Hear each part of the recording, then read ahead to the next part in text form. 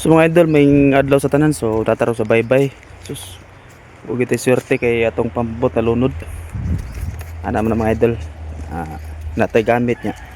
Mas naapa may priority nga atong atimanon kay duty man ta. So unahon ginatong uban kisa sa atong gamit. So mga idol, mo na atong gamit nabungkag taon. So mga atong pukot na ng gawas, mga bunbon na puno sa bunbon. So kani siya medyo tibukan ni puno gud siya diri dapit, puno gud sa tubig ganiha kuno kay itawag ra ko dito sa station niya. Alunod atong pampot.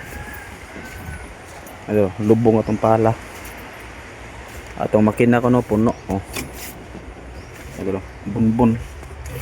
Napuno sa bunbon ang kuan.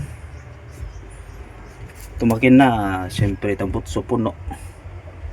Lunod tanan itong gamit.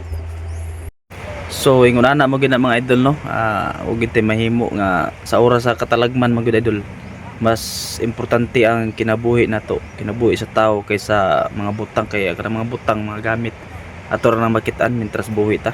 So mga idol, amping tang tanan, amping ta, so magmatngon ta. Mura mga idol, may buntag.